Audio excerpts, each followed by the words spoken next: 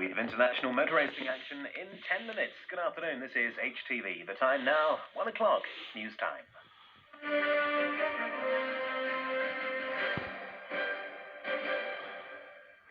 Good afternoon. The campaign to turn Australia into a republic has failed at the final test, the referendum.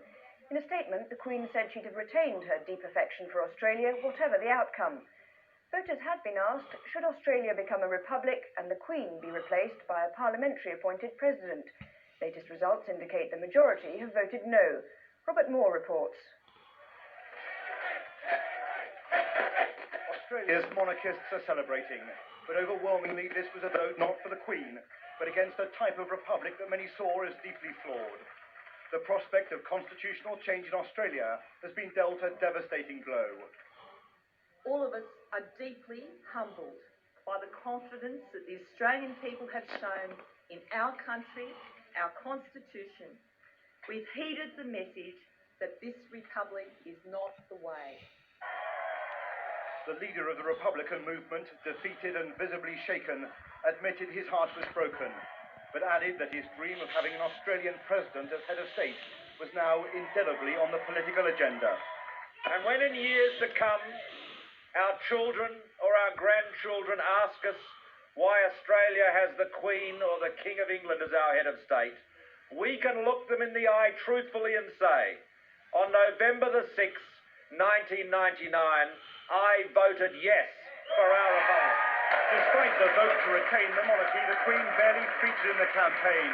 This was not about having a foreign monarch as head of state, but rather about rejecting the type of republic on offer. The irony of it all is that the referendum has settled nothing. Despite the no vote, polls show little support for the monarch's status as Queen of Australia. Robert Moore, ITN, Sydney.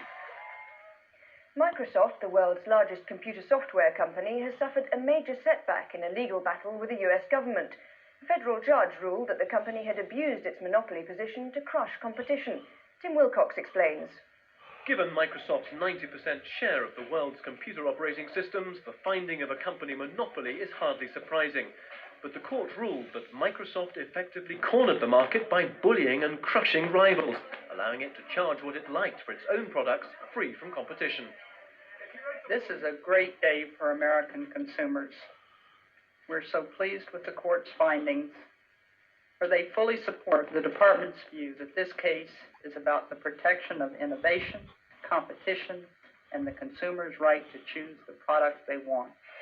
The announcement wiped 3% off Microsoft shares and was received coolly by the world's richest man, Bill Gates. We respectfully disagree with a number of the court's findings and believe the American legal system ultimately will affirm that Microsoft's actions and innovations were fair and legal.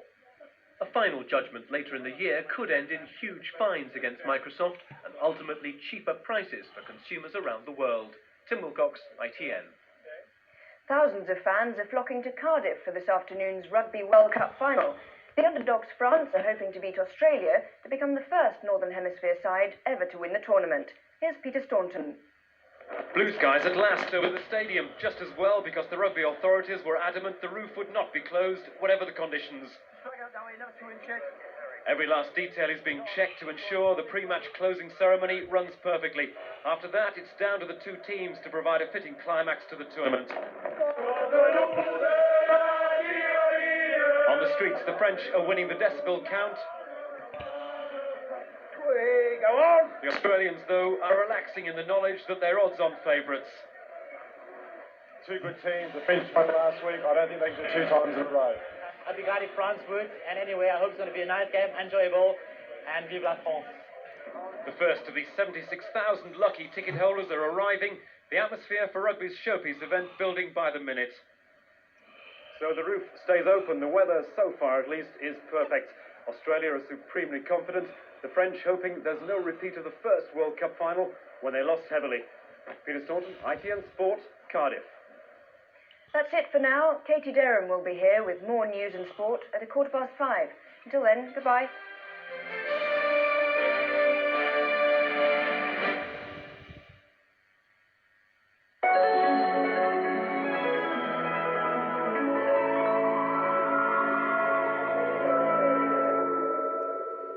Good afternoon. Well, the World Cup got underway just over a month ago in Cardiff, and we're back at the Millennium Stadium this afternoon for the final.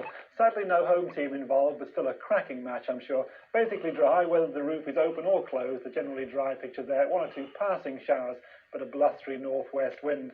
It's a similar story across most other parts of Britain. There are a scattering of showers, mostly in the north and the west there. The further east you are, just the eastern parts of England still have the backwash of the cloud and rain that we had yesterday there. So the extreme east rather cloudy. Elsewhere, it's sunshine and showers, but chilly in those northwest winds. Temperatures only up to around 12 at very, very best.